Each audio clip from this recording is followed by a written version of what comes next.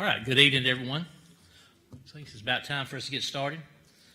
I know if you're looking forward to Mike being back with us, and I definitely was too, but he's had some dental issues, I think. He's was in a lot of pain. He was doing good until last night, so I'm going to fill in for him best we can tonight. We're not going to go forward with the study we've been doing.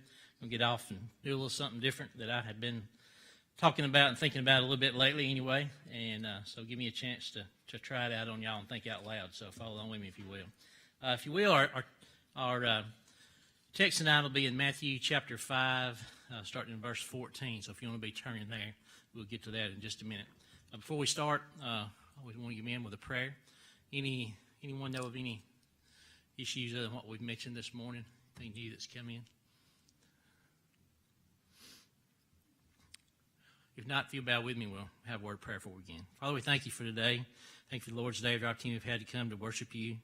Thank you, Father, for being with us, for this country that we live in that affords us this freedom we can meet without fear of harm, molestation in any way. Father, I pray that you'd be with us as we go throughout this study tonight. I pray that we would approach it in the way that you would have us to, that we would dig into it, try to gain some truths that we can apply to ourselves and make us better Christians and servants of thine. Also, Father, something we could share with others. Father, be ones who are not able to be with us tonight. We know many of our number that are sick, undergoing treatments, had recent surgeries. Also, my hands in the loss of an unborn baby. Father, I pray that you be with them in this time of grief. Father, be with us all as we go throughout this lesson, again, as we go throughout this week and on throughout life. Thank you, everything according to thy will. In Christ's name we pray. Amen. Matthew chapter 5, verses 14 through 16. Says, "You are the light of the world. A city that's set on a hill cannot be hidden. Nor do they light a lamp and put it under a basket, but on a lampstand it gives light to all those who are in the house. Let your light so shine before men that they may see your good works and glorify your Father in heaven." So these three verses will be kind of the basis of what we're going to talk about tonight, and we'll stray off and mention another few verses here and there, but it's kind of what we want to look at, do this one. I know different people like different types of study. I've had people before tell me when I've taught this, they like it when we do one verse and just kind of break it down. And that's kind of what we're going to do with this one tonight. Like I said, we will pull in some other things and some other things to help us understand it a lot. But before we get started in that, let's talk a little bit about, Coach Mark back here, old science teachers, it's hard to not get up in front of people and do a little science lesson. So a little bit about what is light, when we say the word light, usually what we're thinking about is visible light, what we see coming out of these lights above us, which is just part of the electromagnetic spectrum, which runs all the way from radio waves all the way down to gamma rays. And then a tiny little part of that is visible light that we see. And that's basically just what our eye can detect, and then our brain can interpret that. And we see those different wavelengths of light as different colors, and then that kind of helps us make sense of our world. We do see color. I like to watch some of the old movies. My girls was little, said, "Mom, Dad's watching those gray movies again." I didn't call them black and white; they was gray. But we don't see gray; we see color. And that range of light, we go through the spectrum. If you take white light or just general light that shines through, and you put it through a prism, or you put it through a raindrop, then it'll scatter out into those different wavelengths, and we'll see the colors of the rainbow, RGB, of red, orange, yellow, green, blue, indigo, and violet. So those are the colors that we see, and that light is very important to us on Earth. The sun and light from the sun is the ultimate source of all energy we have on Earth. In some shape, form, or fashion, that's where it all comes from. And was God in His creation, that's the first thing He did was He made light. I kind of let's just talk about like going into your workroom or your shop. First thing you'll do is turn on light before you get to work. So He turned on the light, and we're still enjoying the benefits of that. Light is a unique thing. It is everything in the world is either matter or energy. It's a form of energy. It travels, like I said, as waves, and it has a certain speed, which is very, very fast. Best we can measure, and we've gotten a little better at that, over the last few years, is about 300,000 kilometers per second, or about 186,000 miles per second. So speed of light is very fast. We kind of took it for granted that was a constant. It didn't change when it's in a vacuum. Now, if you bends through your eyeglasses that you're getting on right now, your contact lens, that it slows down and bends and refocuses while we can see. But that constant speed is, like I said, thought to be a constant. So we use that in science. E equals mc squared. C is the speed of light. So Einstein used that in his special theory of relativity. So, that means a lot to us. But the biggest thing we'll get from that is those rays of light, those colors, that what that actually does is that is the basis of what God gave us how life works. Because without sunlight, there would be no plants through photosynthesis. There's no plants, there's no oxygen, there's no food, there's no us. So there's no light. So when God said he is light, or we are the light, it implies that it's given life. So not just to see, which that is part of it, but also to give life. So that's kind of where we want to think about that. Kind of as we go through our lesson night, we may refer back to that from time to time. So, lesson over, I give you a quiz at the end. So, but see if you're just paying attention. All right. But in these verses that we looked at here, 14 through 16, Jesus describes our function as God's people. He talks about what our job is. And our job, basically, if you sum it all up in one word, is to influence. We're influencers. Our kids know a lot about influencers now on social media. There's people, believe it or not, who actually make their living being on social media. They're influencers. They get enough people to follow them. They get enough followers. Then these companies will pay them to endorse or talk about their products. That's even crazier than bottled water. One time the other day said, when I was a kid, who would have thought that you would have paid for a bottle of water? Like, who's stupid enough to pay for a bottle of water? You got to do is push the button or get out of the fountain. There's water. But that's influencers. So being on social media, they're influencers. We're a different kind of influencer, hopefully. But when we live by those principles that we've been taught, when we are Christ-like, then we are influencers. Not the impact of government policy, but just the influence of our character. I hear people say sometimes, I've heard this said many times of preachers, I'd rather see a lesson than hear one any day. Because you hear things, but then if you see it. That's true with our kids. If we want our kids to do something, we have to model it. I can't tell my kid not to smoke and then say, hey, give me a pack, give me a light, give me a cigarette. We have to be an example of what we expect them to be. We have to be that to the world. If we want to shine, we have to be that light. So influence is both doing and saying. We say it.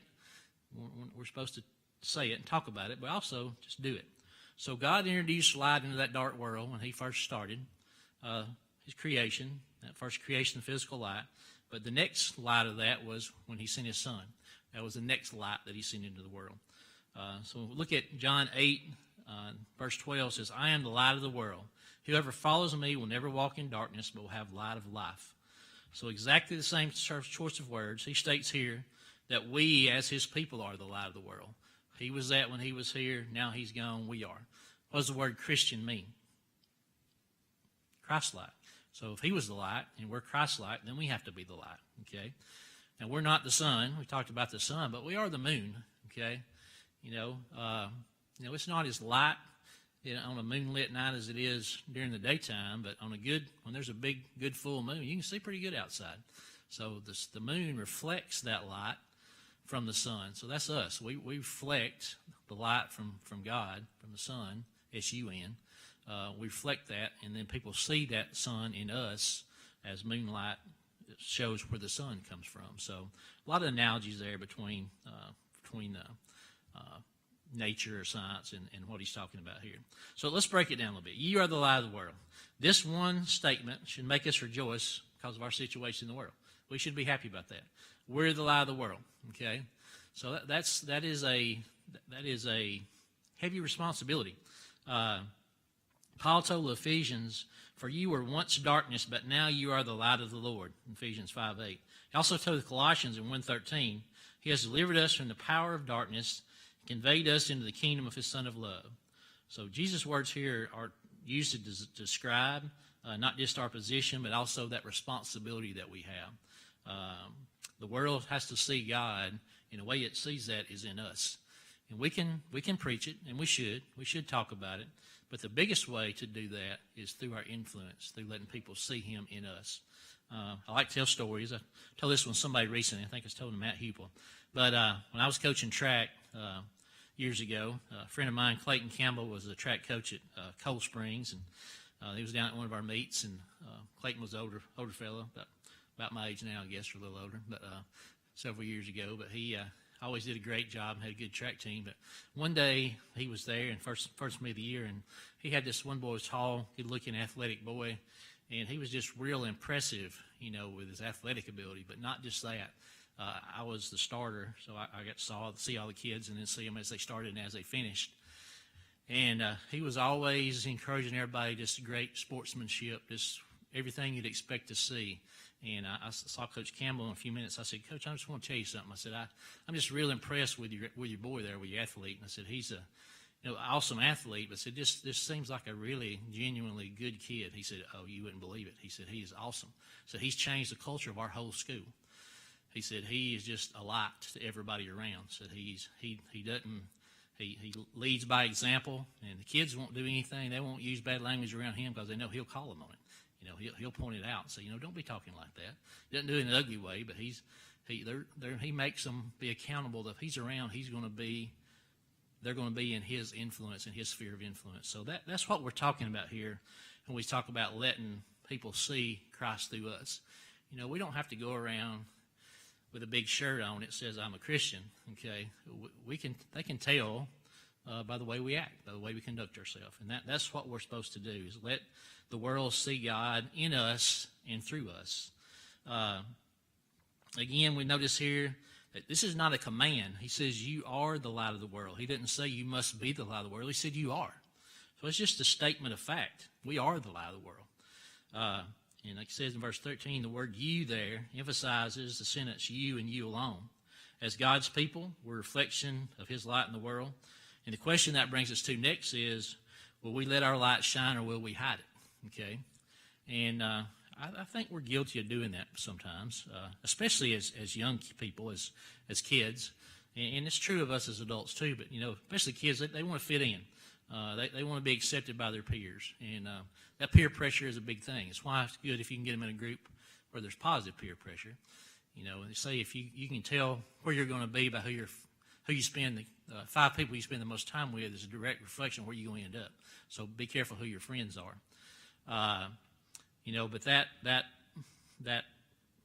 light there that has to be has to shine through at all times. We have to be willing to do that. We wear camouflage when we go hunting because we want to blend in. Okay, we shouldn't try to blend in the world. That's not our job. Our job is not to blend in, and we're not to go around like the Pharisees and brag about how religious we are and try to make everybody look at us and say, hey, look how good I am and how sorry you are. That's not the point he's making here. The point is just that we should wear that in just the way we conduct our everyday life, and we should not hide it no matter who we're with. And like I said, even as adults, sometimes that's a little hard. I've mentioned in class before, I like to listen sometimes to the Duck Dynasty guys. And Phil, the old man, he was talking about one time he had a guy that called him and about wanting some duck calls. And he was talking to him and said, yeah, we can fix you up and fill your order and all that. And he said the guy his mouth was terrible. Said every other word was a cuss word. And said finally he just said, hey, man, you had a bad day or something? What's wrong? He said, no. He said, well, that's not really necessary. That's not how, not really necessary to talk like that. And he said, just think about it, And he just gave him a little short lesson there. And he said, sure enough, in a few, I don't know if it was a few days or a few hours, whatever, but the guy called him back and apologized. And he said, I got to think about what you said. He said, I've done that so long, so much I do it without even thinking about it. And that's using bad language is one of those things that's a hard habit to break.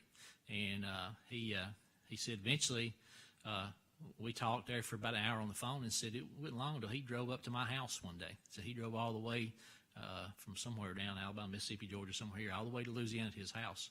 And he said we sat down and talked, and he said I ended up converting and baptizing him. He said and he went back home and said, and I checked with him 2 or 3 years later and said he's a faithful member of the church, really active and doing a lot of good works. He said, but it all came down to just him not being willing to accept that and not make a point of saying, hey, that's not how we should be talking. You shouldn't be using the Lord's name in vain like that. And so we never know what one little act we can have, how how much of an influence I can have on somebody. Light doesn't struggle to be noticed when you're introduced in a dark place. If you've ever been anywhere where it was total darkness, you know what I'm talking about. Maybe you've only been outside, maybe at night when there's no street lights, you're out in the woods somewhere really dark, and the moon's not out, there are no stars, and it's just total darkness. Or maybe you've been in a cave or in a coal mine or something like that where it's totally dark. And until you see that or don't see that, then you really can't appreciate exactly how it is. But as a boy, grew up in mining country. I've talked about that a lot. But also coon hunted as a young boy, and in my early 20s some. And that was you had your wheat lamp, your electric light with you, and going through the woods. That was essential. You had to shine wherever that light was. That's all you could see. So you that light illuminated where you was going and where everybody else was going, so they could see what was there. See what the dogs were doing, see if when they treed, was there a coon up there, find it, whatever, So that darkness can only be penetrated by that light. So light is the opposite of darkness. Like we said a while ago, the absence of light is darkness, and without God, we're in total darkness. He is our light. So Hebrews 1:17 talks there about Noah did not build the ark, condemn the world. God's light and revelation already done that. But when he built it, it did condemn the world because light exposes and condemns the darkness. So he built that with opportunity, and then those people who didn't join in and didn't appreciate what he was doing, made fun of him, then that exposed their darkness there to the light that he was bringing to them.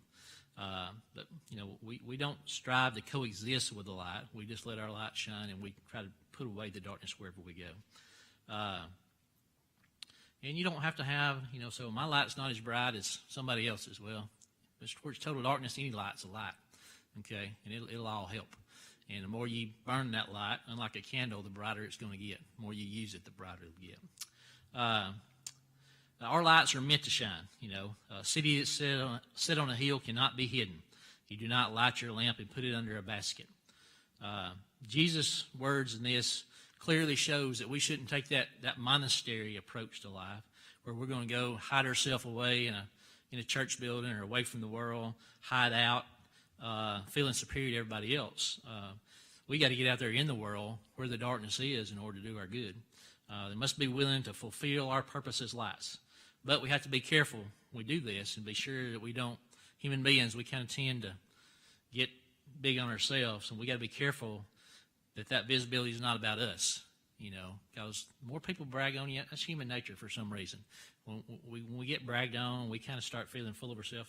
Everybody says, "Hey, you did a great job." Well, maybe I did. I'm a pretty good old guy, But we have to realize that it's all that we're doing is just reflecting that light from God. It's nothing we have done.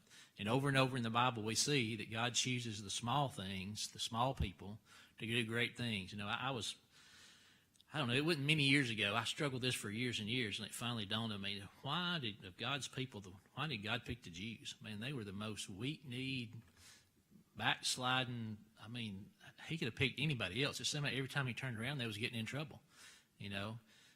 Why pick them to be the ones that he used? Well, it was the same thing he used David, he used Gideon, he used everybody else. He uses the small things to show that it's him and not the person that's doing it. Same thing with us. When we do something, it's just God shining out of us, through us. It's not anything that we're doing a great thing of. So be careful where that goes. It says, God's people, Israel, was the recipient of God's revelation. As people of light, they were to let that light shine in the world. But their obedience was to point people toward God, not themselves. So we read about this in Matthew chapter 6, verses 1 and 2. Take heed that you not do your charitable deeds before men to be seen by them. Otherwise, you have no reward for your Father in heaven. Therefore, when you do a charitable deed, do not sound a trumpet before you as hypocrites do in the synagogues and in the streets, that you may have glory from men. Assuredly, I say to you, they have their reward. And when you pray, you should not be like the hypocrites, for they love to stand praying in the synagogues and on the corners of the street, and then be seen by men. Assuredly, I say to you, they have their reward. So, again, as we do this, as we let our light shine, be sure that we keep in mind that we don't do that boastfully or proud that we're doing something great. Just keep in mind all the time that it's just God working through us.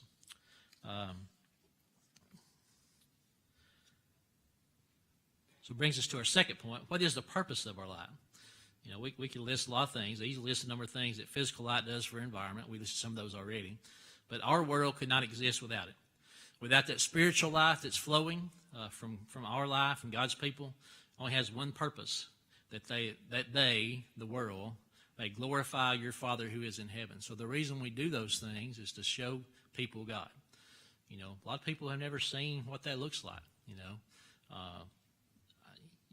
Unfortunately, there's people who've lived in situations where maybe for generations there was no godly people in their life, you know, and when they see that, they notice it, and they take notice of that. Even ones who maybe see things they think maybe was goodness, when they actually see the real thing, it hits home with them, and they know it when they see it. They know it's real when they see it. So, purpose of our light, why we do that, so God can shine through us. Point 3, let your light so shine. Can y'all see the halo above my head? Okay, me either. Okay, it's not there. I looked in the mirror before I left, just to be sure before I left. You didn't expect to, did you? That light that drives us, that Jesus is describing here, that must allow us to shine in the darkness. How do we do that? By obeying His commands. That's how we show that. Okay, not that we don't ever make any mistakes. Okay, and I think that's important. As a teacher, sometimes, you know, I make mistakes, and when I do make a mistake in front of my class, or they ask me something I don't know, I try to admit it. I don't know. That's a good point. You made me think. Let's see if we can figure that out together. You know, I don't have to be the source of all information. We're the same way when it comes to being a light for God. We don't have to be the ultimate source of everything. I think it helps sometimes. Well, I know it helps if you're studying with somebody. So let's study that together. If you just kind of let them discover, maybe even if you know the answer, if you kind of discover it together, maybe it has a little bit more effect. If you don't, well, it's my word against yours. But if you say, well, let's see what the Bible says about that, then you go from there. You're going to make a bigger impact. That's the way that we should do it, how we should let our light shine, and through our good works. Ben mentioned this morning in his lesson about how some people accuse us as members of the church of being all about works, you know, and that verse they use, of course, is taken out of context where he's talking about Jewish religion and how they did, but not what we're doing. But here, those works, we read over and over and over in the Bible where we are recognized by our works. Like I said, not to be seen by men and not for the praise of men for us, but that if you are good, you're going to do good, okay? If we're to be Christ-like, Christ went around doing good. He healed people. He fed people. He did things for people he knew that they would not appreciate. He healed the lepers. 1 out of 10 came back and thanked him. That's pretty good odds, really, if you think about how in the world is today. If you get 10% of the people that'll come back and thank you for something you did for them, that's really pretty good. But, you know, those deeds are important. Says that they may see your good works. Nothing points to God more clearly than doing good. God always does what's good, whether it's morally, ethically, practically. And Jesus, when he was on earth, that's what he did, went about being good. Peter described in Acts 10:38, and from whom God anointed with the Holy Spirit and power, he went everywhere doing good. Let's look in Acts chapter 2, verses 45 through 47, right after the establishment of the church. What does it say about it? Acts 2, 45 through 47. Describing the Christians and how they were living, the new Christians, he said, they sold their possessions and goods, divided them among all as anyone had need. So continuing daily with one accord in the temple, and breaking bread from house to house, they ate their food with gladness and simplicity of heart, praising God and having favor with all the people. So they were making an impression, a favorable impression, upon others with their unity and their generosity. People were seeing that. They were seeing how they lived and how happy they were. And, you know, I think that's another thing that's human nature is being a bandwagon fan. You know, you see that in sports sometimes. I had a boy at school the other day. He and I'm not making fun of Auburn or Ole Miss, either one. But he'd been an Auburn fan. He come in one day and he had on an Ole Miss shirt. And I said, I thought you was an Auburn fan. One of his buddies said, well, he's decided to jump to Ole Miss since they're doing better right now. You know, well, he's young. He's figuring it out, you know. But, you know, we do that sometimes. If we see something that looks good and everybody else is doing it, say, hey, let's do that too. You know, we tend to follow the crowd. And that can be a bad thing, usually is. But it can also be a good thing. We can be a positive influence. When people see that joy that we have and the life that we're living and the problems that we don't put up with, a lot of things that we have to deal with that maybe they do. They say, hey, I want some of that. I want to be a part of that. So that's another way where our good works can shine, just like we see here from the early Christians, just like they did it. One author story told about a guy. He was watching a pair of cardinals at his bird feeder. My wife's got a bird feeder in the back. It's not a regular. Hers is for hummingbirds. She loves to watch the little hummingbirds, which they're not here all year. You just get to see them a little bit, and they're gone. But anyway, this guy had a bird feeder, and he was watching the cardinals. And one of the cardinals had a broken beak. His top beak was broken off, half of it. The other cardinal was taking seeds and feeding him. He couldn't pick them up by himself, but his buddy was picking them up and feeding him. He said, think about that. Don't you know how much that one bird appreciated that? Because he couldn't eat by long. He'd starved to death. He said, how about even as humans, we appreciate when people do things for us. And that opens doors maybe for us to be able to teach them the truth. Why do we have the Samaritan House? Why do we collect money and we do good for people that's not members of the church? Why do we do that? Well, so we open doors.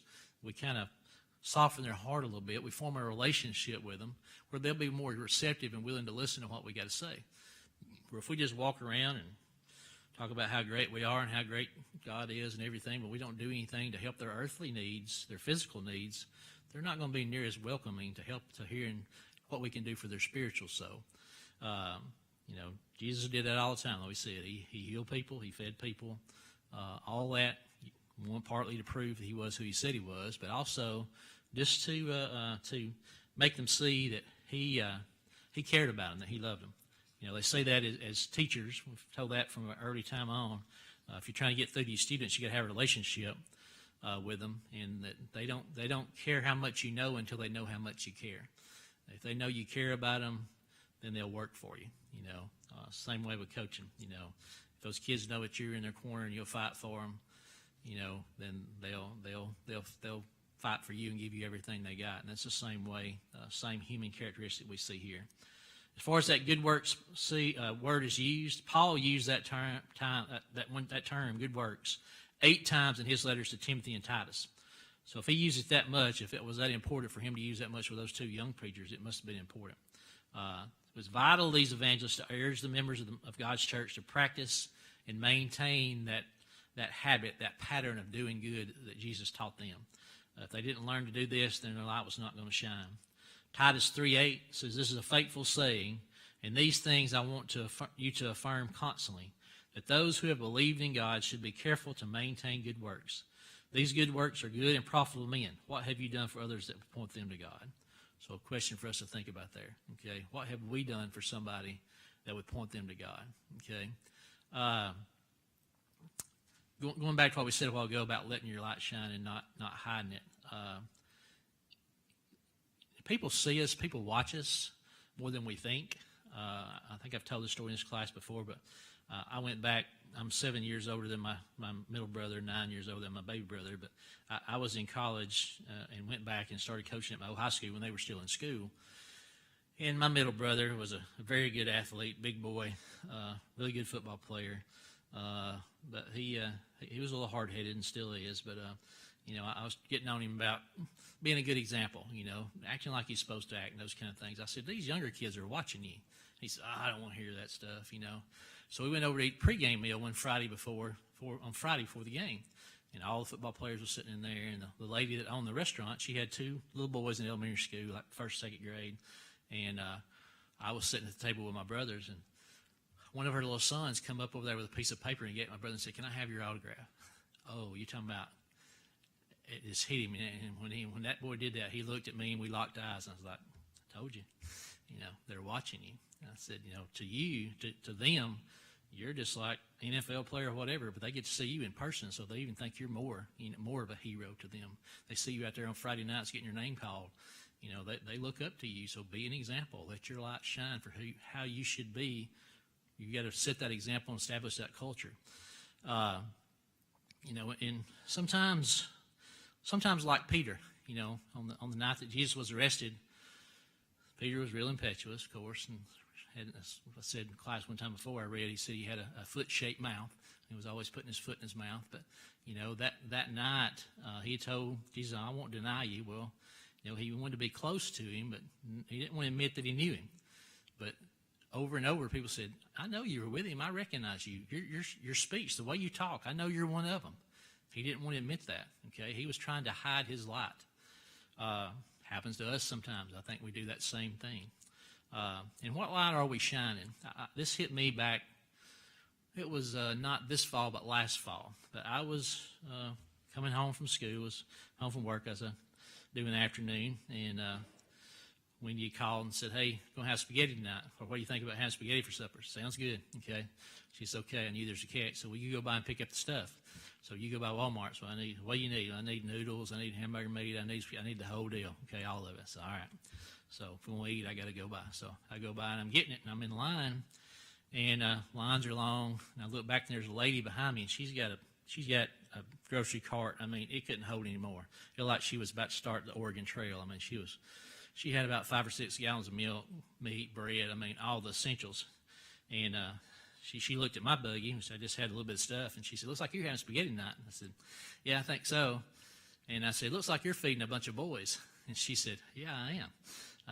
So we got to talking about it, and she told me about her boys, said, I got 3 sons, whatever. I said, yeah, I understand that, And she said, are you a football coach?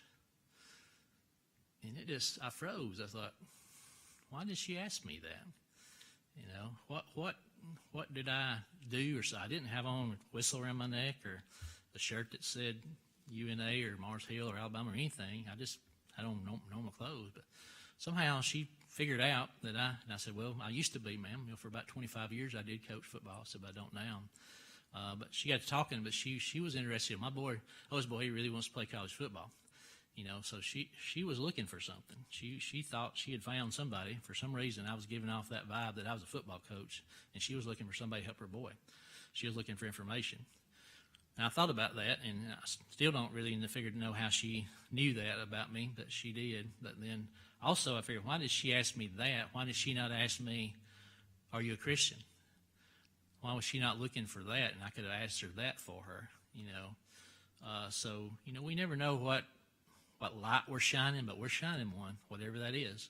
And we're not shy about that, If we're an Alabama fan, we wear Alabama stuff. If we're an Auburn fan, we wear Auburn stuff. We wear it all the time. You've got tags on your car. You may have personalized license plates that says, Albee won or whatever on there. You're proud of that. I know we had a youth minister a few years ago, and he was from Tennessee, and we gave him a hard time about being from Tennessee. And he said one time, he said, since I've been here, I've just really struck me that everybody here, kids, adults, everybody, you really wear your school colors, whether it's the local high school or Alabama or Auburn, whoever. Y'all really, just more than any place I've ever been. I said, well, you're from Tennessee. No, I wouldn't wear that orange either if I was from Tennessee. No, so we give him a hard time about being a Tennessee fan.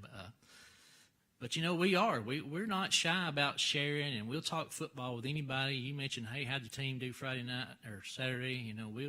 We'll fire off into conversation. But you let us ask us about church, about God. We're not always so quick to share that. What are we shining? What are we representing? What are we giving off? Because all of us are reflecting something. We all represent something. What is that something that we're doing? And if people are not seeing that in us, and they're not asking us those questions, or we're not having those opportunities, and maybe we need to make a few adjustments somewhere in our life, okay? And through that, just doing good works, all right? One research I did on this guy says, let me suggest the most powerful list of good works that shine the dark world around us found in Jesus' Sermon on the Mount. So here Jesus lists some things that good works we should be doing. First one there in 5:21-28, he talks about working on your heart first. So start on the inside. Work on that part of it if you're going to shine God's light. Next, take sin seriously. He says, pluck out your eye if you need to. If you've got something that's really bothering you, get rid of it. The rich man, when he asked Jesus, what should I do? He said, well, follow all these commandments. Well, I've done that. He said, well, go sell all you got. Was he speaking to all of us when he said that? No, this guy that was his problem. That's what he needed to get rid of. If you've got something that is a problem in your life that's stand between you and God, between you being that light, then we need to find out what that is, and you need to get rid of it. All right? Know your vows, stay married. 5:31-32. Always tell the truth. It says, let your yes be yes, or yea be yea, nay be nay. Do more than is expected of you. Go the second mile. I think that's a great thing for people to see Christ in us if we're ready to do more than we're asked sometimes. That was, they had the thing back then where the Romans could compel you, or Roman soldier could have you carry their pack for them a mile, and the Jews were so set on not doing more than they had to, they would measure a mile out and put a stake down. So when I get there, I'm done. I'm throwing down your pack and I'm going home. He said, if they ask you, go 2 miles, okay? Don't do just what you got to do. Go above and beyond. You see that as coaches all the time. I know Mitch, basketball coach, if your players only shoot during practice, they're probably not going to be very good. You're going to have to work on your shot all year long. You got to be out in the driveway. You got to have to put a goal up at home. You got to be a gym rat. You got to be playing. You got to be doing it. So do more than what's expected of you. Do that extra work. Go the extra mile. Be good to those that hate you. What good is if we only do good to those that do good to us? That's not very Christian of us. Even sinners do that. Don't be a hypocrite. Don't be just to be seen by others. Seek spiritual things over physical things, over material things. It talks about we're laying up our treasures in heaven. Where we put our treasure, that's where we're going to be. That's where our heart's going to be. Don't worry. Trust God. 6:24-33. Seek God and His righteousness first. I struggle with that one. I struggle with not worrying sometimes. I heard a great thing about that, though. It says worrying is like riding a stationary bike. It gives you something to do, but it doesn't get you anywhere. Okay, you're just wasting your time. The troubles of today are enough. Don't worry about tomorrow's troubles. Just live in the moment. Be where your feet are. I heard a sports psychologist talking about that one day. He said, be where your feet are. Wherever you are right now, deal with that. Do the best you can where you are with what you got. That's all we can do. So don't worry. Trust in God. I think that's a big one. When people do see you having trouble, how do you handle that? Do you panic? Are you running around pulling your hair out and fussing and just having a breakdown? Are you saying, hey, it's all right. God's got it. It's going to be all right. My favorite verse, everybody has theirs, is Romans 8:28. That all things work together for good. It may not be good, but in the end, it'll work out to be good. Okay, and that's hard to accept sometimes. We've all had things that we thought we wanted or just had to happen, or something that we had planned and it didn't work out, and we thought that's just the worst thing ever. But many times, that was against God's plan. Again, in the lesson this morning that Ben had, God answers our prayers when we pray. It's not always yes, not always no. Sometimes it's not right now, or sometimes maybe it's just, a little bit of that, but not as much as you want. But He knows what we need. So just trust Him. Worry about taking care of your own self. 7:1-6. Don't try to pick that speck out of your brother's eye when you got a log in your own. Some people say, Christians don't have any sense of humor. They don't have any fun. God has a sense of humor. I mean, that's funny. Okay, that's the comedian says, I don't care who you are. That's funny. Okay, that's a funny saying. You don't worry about picking that little speck out when you got this great big thing coming out of your eye. That's absurd.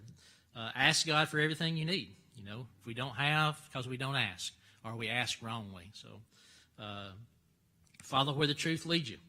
That narrow way. Sometimes we don't want to accept that. It's not what we think it should be. We have to trust God that that's how it is. And then obey God's commands consistently. And there in chapter 7, verse 24 through 27, build your house on the rock. I was watching the news a day or two ago, and it showed about some of the hurricanes coming through Florida. And there they'd built all these houses on sand next to the beach. And when the hurricane came through, washed all that sand out, and those houses were falling. It's like, hey, evidently they didn't sing that song when they were little kids at VBS. Don't build your house on the sand. Build it on the rock. If you don't have a good foundation, it's going to fall eventually. 1 Peter chapter 2, verses 11 through 12, and then also 15.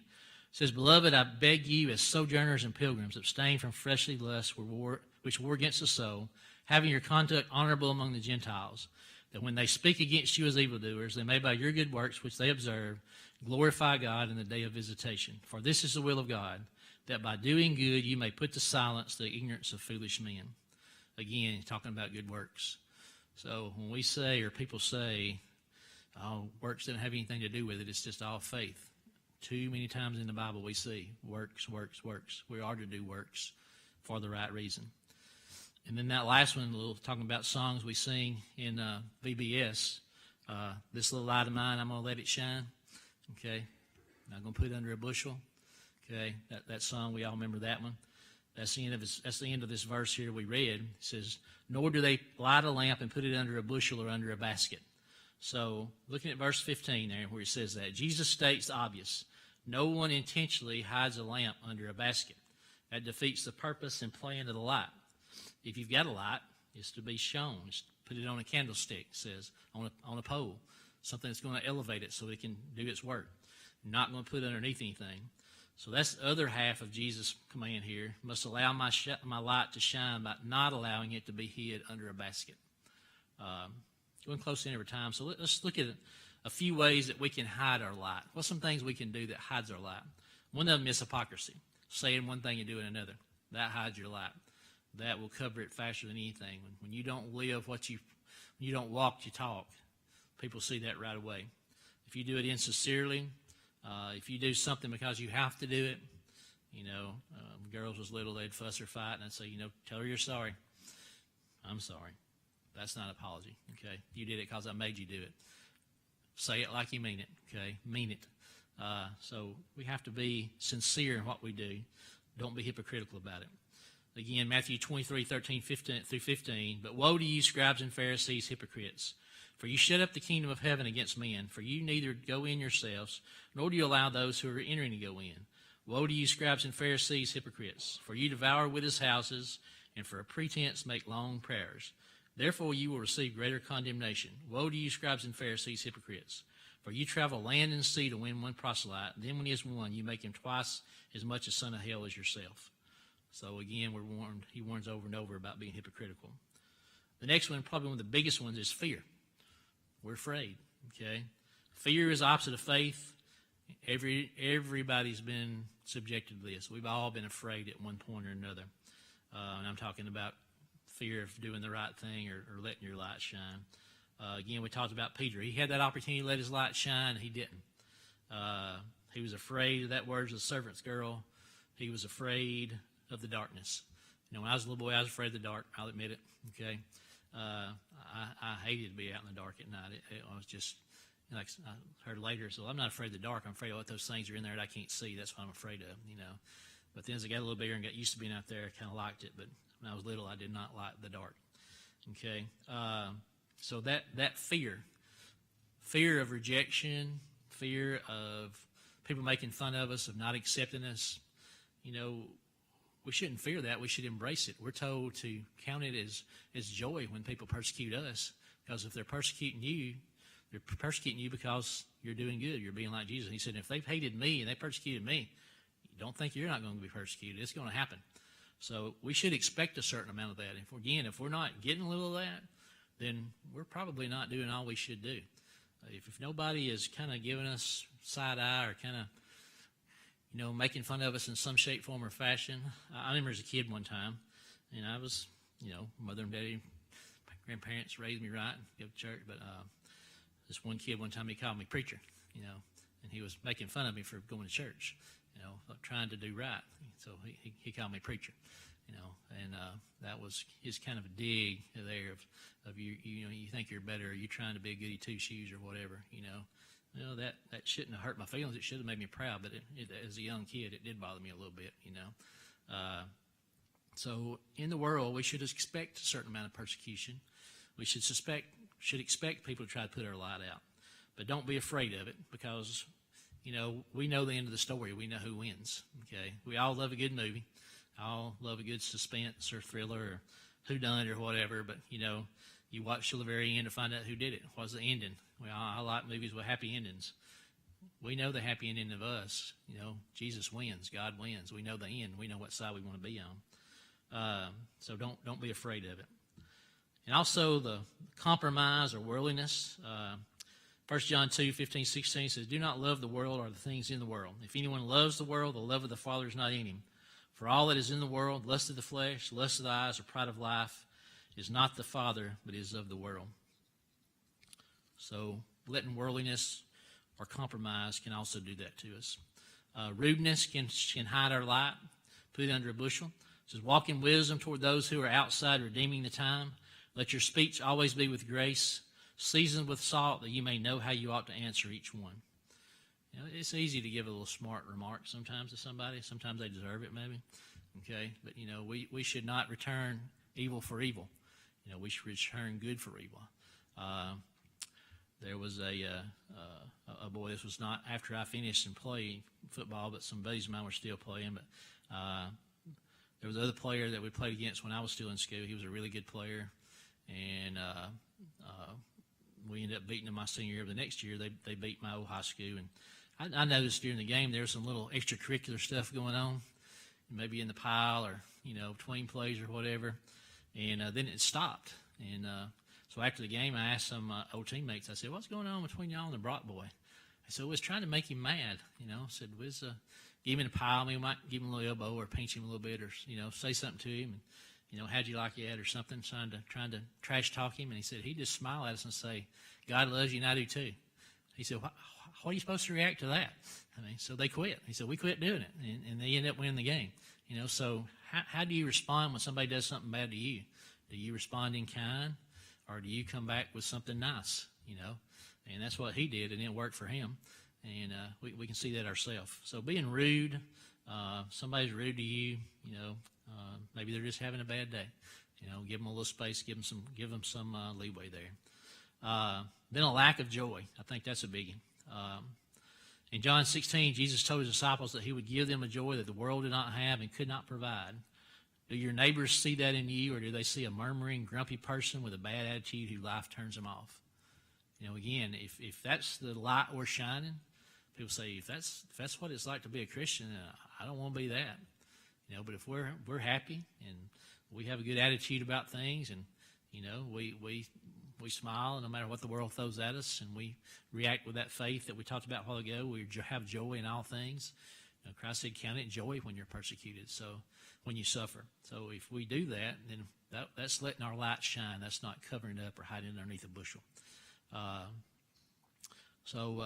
Kind of conclusion to wrap it up. I think we're getting about time.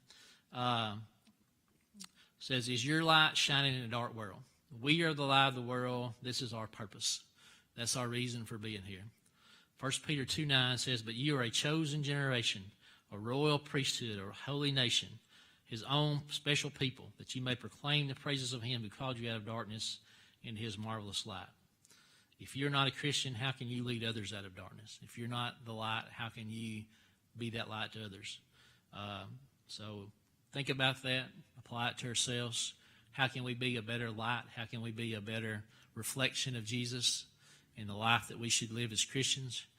Because that's the best way to win souls, I believe, is we do teach them. Christianity is a taught religion. You don't inherit it. But the biggest thing we do is by our example and how we live, that people see that, and they want some of it. They want to be a part of it. So as you go about your week this week, I think this was a good lesson to have on a Sunday night as we go into the world this week. Let's let that be our mottos, that, hey, this week I'm going to be a light. I'm going to let my light shine. I'm going to try to influence somebody. Again, going back to our science lesson there, we started out with, the light. Without that light, we don't have life.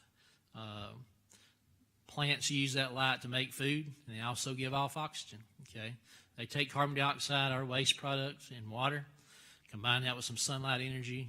Boom, you got carbohydrates, sugars, oxygen as a byproduct. So we get food, we also get oxygen. And not just happening on land, talking about this in my classes this week, what covers 70% of the world's surface is water. And the little tiny little organisms out there floating in the ocean called phytoplankton are just like tiny little floating plants. Phyto has to do with light, plankton with drifters, they drift. But those things are so many of them out there that they produce so much food that the smaller fish eat them, or the zooplankton, and the smaller fish eat them, the big fish eat them, and that's the whole cycle. But it all starts with the sunlight. Without that sunlight, they can't make that food. So we all depend on that light. And half the oxygen that we breathe, we talk about cutting down the trees, but half the oxygen we breathe, every other breath you get, comes from those plankton out there in the middle of the ocean. So they're producing the biggest part of it, or at least half of the oxygen that we get. So light is necessary for life. It's also necessary for our Christian life. Another thing about that is, that those little phytoplankton, they don't go all the way down. You get way out in the deep ocean where it's several thousand feet deep. You don't have that deep down there. Light only penetrates down about 1 to 200 meters, depending on other things, how turbid the water is, whether things are in there. But beyond that, you don't have that. So only where light penetrates is there life. So if we want to make that life, share that life with others, we got to let our light shine. It's got to penetrate that darkness. It's got to go to the depths as deep as it can, and then, let that light go. And again, we don't want to be separated from God, because that's no light, then there's no life. So thank you for your attention tonight. I appreciate you being here, and hopefully Mike will be better and be able to be back with us next week. But have a good week. Bear with us as we pray, and we'll dismiss. Father, thank you for tonight. Thank you for the opportunity we had to come together to study this few verses. We thought we'd take these things we've learned tonight and we apply them to our lives. We might be better lights, better examples in our community with all that we come in contact with, that we might, knowing that many of those, the only lesson they will hear is the one that we show them. Father, forgive us of our sins, because we will fail you from time to time. We're all human, but we'll get back up every time we fall and do better the next time. In Christ's name we pray. Amen.